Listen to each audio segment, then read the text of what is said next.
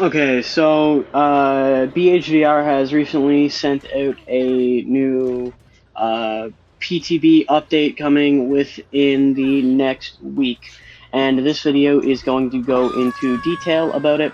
So, first off, here's the first bit of it. As you can see here, they're addressing the slugging. So if a survivor is left in the dying state for a total of 90 seconds during a match, they gain the ability to pick themselves up after fully recovering.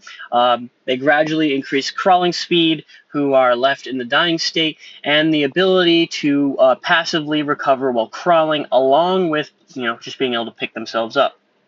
Now, the devs do include a little note that says we do understand that it's frustrating getting slugged, but it is also a smart move for a killer sometimes, and this new system, quote, acknowledges that, but in my opinion, it definitely doesn't, and it's definitely not taking into consideration the type of players that you can go against as killer, being SWF bully flashlight squads being a really big part of them when they continuously put pressure on you, forcing you to slug for longer periods of time.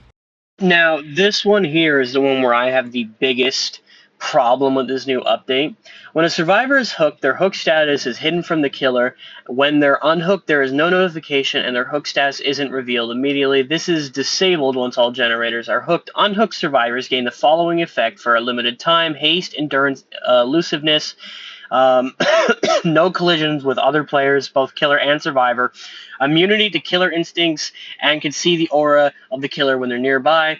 Also, the new killer gets a unique hook state UI, and if you don't hook the same survivor, you get benefits, which are apparently good, which is temporary haste and temporarily reveals survivors who have equal or less hook states than the survivor you just hooked.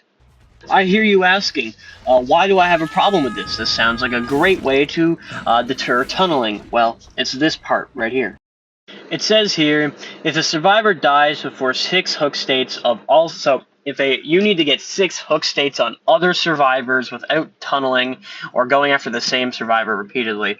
If you accidentally kill a survivor before all 6 hook states have been achieved, all remaining survivors gain a permanent speed buff for repairing gens, which will not help in the current meta of gen rushing, which, by the way, does very much exist. You just are so blinded by the fact that it apparently doesn't.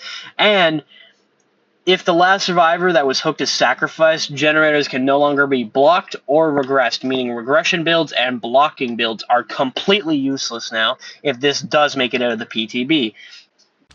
Now, the reason I consider this bad is because if you have a considerably really good team of survivors who are constantly dropping hooks, who are constantly flashbanging, flashlighting, and body blocking, then you are obviously going to have to tunnel or anything of those sorts to be able to either get the best or worst player out of the way first so you could apply proper pressure.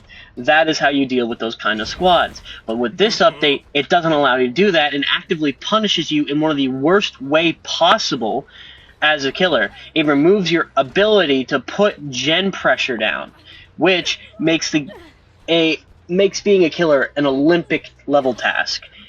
So I really hope this doesn't make it out of the PTB.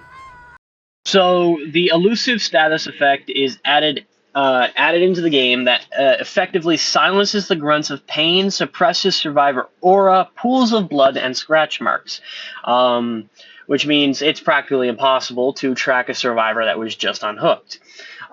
There's new lore updates coming to the game for tomes. Now, this next one, in my opinion, is probably the most controversial change that they're making, and that is they are completely reworking and revamping Michael Myers. And the way they're doing that is making him into like something that doesn't feel like Michael at all. So they're replacing the Evil Within. They're getting completely rid of Evil Within with 2 modes that could be toggled with a button press. Stalker mode, which gives you a 4.2 movement speed, undetectable status, and can stalk survivors. And then there's Pursuer mode, which gives you 4.6 meter per second movement, with a 24 meter terror radius that increases vault speed, bonuses to lunge range, break speed, and stun recovery. cannot stock survivors. Once the stock meter is full with Evil Incarnate mode, can be triggered at will. That means it no longer automatically triggers and gives you a set time limit. You will have an affected time limit, but when you're using Evil Incarnate mode, it will give you 4.6 movement speed, 40-meter terror radius, and can increase your vault speed, unlocks the Slaughtering Strike ability, which is a toggle dash. If you hold the ability, you can reduce. Holding the button reduces your movement speed. Pressing the attack button will quickly charge the forward lunge. Adjust your angle while you're moving. If a survivor enters the attack range while lunging, they are knocked into the dying state. This ability unlocks the ability to grab and kill or perform a regular Mori on survivors. So basically, they're turning Michael into a fast stalking tombstone killer. He's going to be basically permanent tombstone Michael.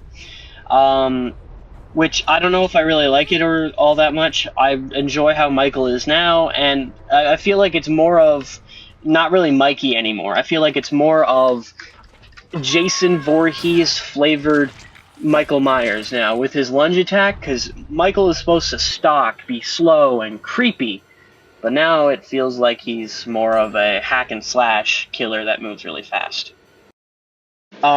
Dracula is getting a nerf. Both his bat and wolf form will be considerably lower, and it will take longer to use his Hellfire ability, along with how many times you can use it.